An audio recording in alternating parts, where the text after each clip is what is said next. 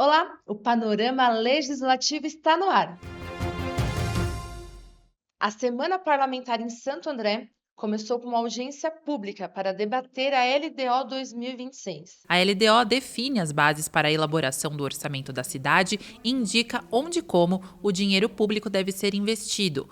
O documento também estabelece limites para gastos e orienta sobre as receitas e despesas. Estiveram presentes os parlamentares Dr. Fábio Lopes, do Cidadania, Daniel Buissa, do Podemos, Denis Gambá e Zezão, do Solidariedade, Nino Brandão, do Avante, Ricardo Alvarez, do PSOL, Tiago Nogueira, do PT e William Lago, do PL. O vereador Renatinho, do Avante, presidiu a audiência. Muito importante participar, se envolver, entender, né, como funciona a nossa Lei de Diretriz Orçamentária 2026, as metas, né, para o ano que vem. Então, eu peço mais uma vez, reforço a participação das pessoas, da população, em ter interesse em participar, em ter interesse de saber como funciona o orçamento da cidade, afinal de contas é dinheiro de todos. Os números foram divulgados por Rosemary de Moraes e Décio Alves no Departamento de Orçamento e Planejamento da Prefeitura. Da mesma forma que a gente tem aqui a documentação que foi passada, é dar para a população de Santo André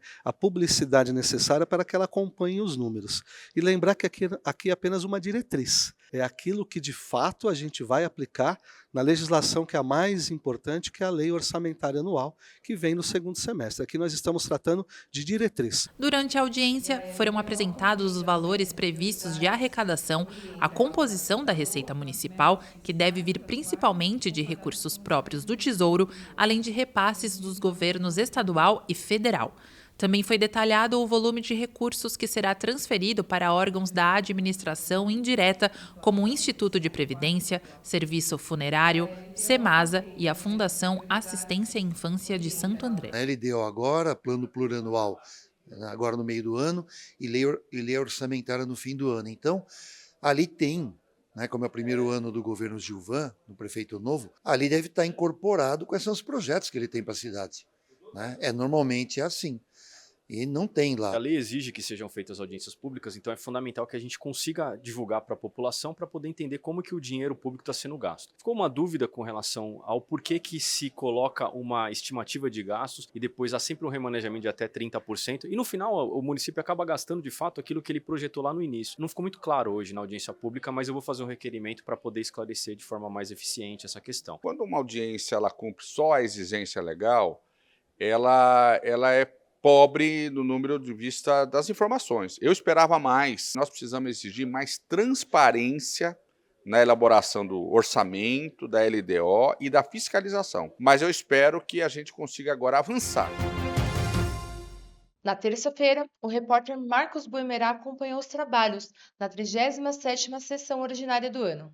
Em dia de plenário cheio, os vereadores receberam a equipe Rocket Design da Universidade Federal do ABC, que ganhou nos Estados Unidos um campeonato de foguete modelismo. A gente desenvolve projetos de foguetes, tanto para poder aplicar o que a gente aprende na teoria, né, nas aulas, colocar isso em prática, quanto poder participar em competições, tanto aqui no Brasil quanto lá fora. É um orgulho para Santo André, um orgulho para a nossa região, para o Grande ABC, para São Paulo, para o Brasil, né?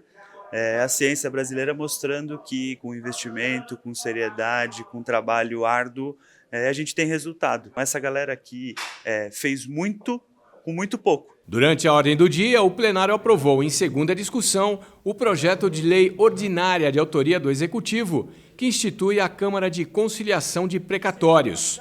Também em segunda discussão, os vereadores aprovaram o projeto de lei ordinária apresentado pelo Poder Executivo, que trata das diretrizes gerais da elaboração da lei orçamentária do município para o ano de 2026. À tarde, 13 projetos de lei foram aprovados. 8 projetos dos vereadores da Casa e 5 projetos do Executivo foram aprovados na 38ª sessão ordinária do ano, a última antes do recesso parlamentar. O projeto da Prefeitura mais debatido entre os vereadores é o que autoriza o Poder Executivo a contratar o empréstimo de até R$200 milhões para Santo André. O projeto de lei ordinária foi aprovado em primeira e segunda discussões em sessão extraordinária. Os outros 4 projetos do Executivo aprovados em segunda discussão são os seguintes: o que institui o sistema de controle interno no Poder Executivo, o que trata da revisão do Plano Diretor de Turismo da cidade, o que institui o programa Obra Fácil no município e o que institui o Programa de Recuperação Extraordinária de Créditos Fazendários, o Renegocia 2025.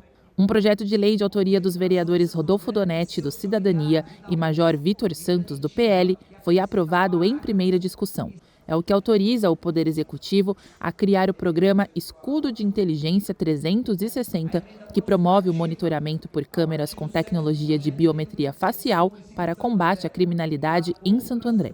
Entre os projetos votados e aprovados em segunda discussão estão o de autoria do vereador Wagner Lima, do PT, que altera de 15 para 20 anos o prazo de utilização dos veículos do transporte escolar a partir da data de fabricação. É uma vitória para uma demanda antiga que eles tinham, né, que agora vai ser contemplada. Então, é um dia muito positivo para o nosso mandato, mas para a Câmara, também para o Executivo e principalmente para a categoria, né, dos condutores. O projeto do vereador William Lago, do PL, que proíbe a contratação de shows, artistas e eventos abertos ao público infanto-juvenil que envolvam em sua apresentação expressão de apologia ao crime ou ao uso de drogas ilícitas, também foi aprovado. A gente é a favor da cultura, tem que ser fomentada na cidade, mas é importante que seja aquela cultura que leve aos altos valores. Não fomentar aquilo que trabalha com a questão da criminalidade ou apologia às drogas, que isso a gente não quer na primeira infância, e a gente quer que a cultura seja algo que leve as crianças à alta cultura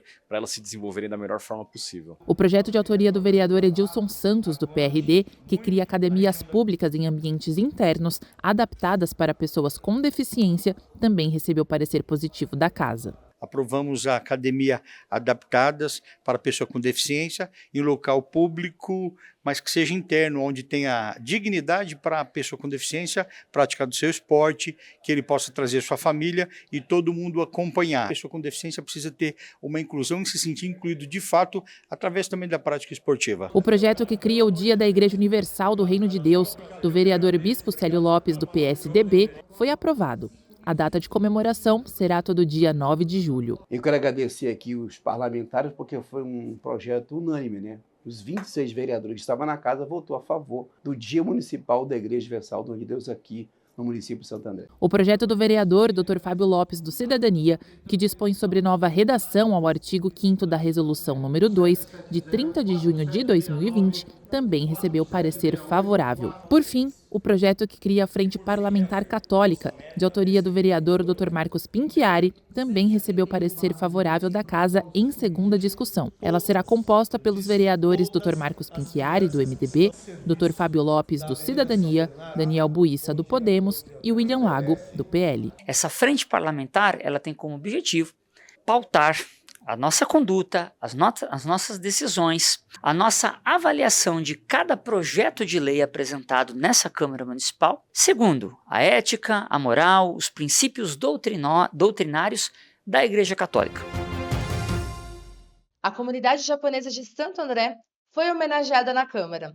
A repórter Gabriela Alves tem os detalhes. Os 117 anos da imigração japonesa no Brasil foram comemorados em uma sessão solene na Câmara Municipal de Santo André, que também homenageou a vida e a obra desta comunidade e de seus descendentes. A gente fica tão contente em receber essa homenagem. Eu posso, uma só palavra, gratidão a todos. Akira Miyagi, fundador do Centro de Pesquisas da Imigração, mudou para o Brasil em 1996 e foi uma importante figura na investigação da perseguição de imigrantes japoneses no período da Segunda Guerra Mundial. Ele foi um dos homenageados da noite. A contribuição cultural, social e econômica da comunidade nipo-brasileira é lembrada em diferentes áreas, com tradições que atravessam gerações e seguem vivas no cotidiano da cidade. Essa homenagem acaba unindo as entidades e lembrando a todos de como isso é importante, de como é importante essa união, manter e fazer. Isso para o nosso futuro, para a gente deixar esse nosso legado, para que esse legado não se perca. O vereador William Lago, do PL, prestigiou o evento e o vereador Daniel Buissa, do Podemos, foi o presidente da sessão. Esse ano é muito importante, não só pelos 117 anos da comemoração da imigração japonesa, mas também dos 130 anos de comemoração do Tratado de Comércio e Amizade entre Brasil e Japão. O Dia da Comunidade LGBTQIA+, foi celebrado na Câmara. Veja como foi. O vereador Clóvis Girardi, do PT, presidiu a sessão solene em homenagem ao Dia da Comunidade LGBTQIA+, promovida pela Câmara Municipal de Santo André. Na mesma celebração, também foi entregue o título de cidadã honorária à ativista Neon Cunha, em reconhecimento à luta pelos direitos humanos. É muito emocionante ver esse lugar construído, pensado em democracia. E saber que toda vez que eu afirmo uma condição negra, trans, ameríndia, com deficiência, idosa, é um código de menos humanidade ou de não humanidade, como no caso das pessoas trans. Essa noite é um marco histórico. Também receberam homenagens representantes de diversas entidades da comunidade LGBTQIA+, por trabalhos que promovem a diversidade, justiça e reforçam a necessidade de uma cidade mais inclusiva. Eu fico muito feliz que a gente tenha representatividade aqui dentro da Câmara para que a gente possa voltar a discutir essas pautas.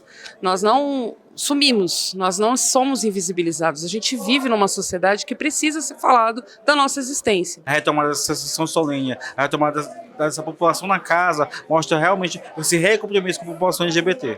A cerimônia foi marcada por discursos que reafirmaram o compromisso com o respeito às diferenças e a construção de uma sociedade mais igualitária. Espero que esse momento se repita e que cada vez mais, na verdade, a gente se veja representadas e representados nesse espaço. Os nossos corpos efetivamente estejam aqui. Ainda que seja um dia de homenagem, seja um dia de festa, seja um dia de confraternizar, tem uma marca política de construção com os movimentos. Mas foi uma festa linda, acho que a casa cheia, muito diversa, muito potente, muito fundamental para a discussão das políticas LGBTs. Eu tenho certeza que daqui para frente nós vamos ter muitas novidades aí, tanto do ponto de vista do legislativo quanto do executivo. A gente fica por aqui. Acompanhe o trabalho dos vereadores nas nossas redes sociais. Até a próxima!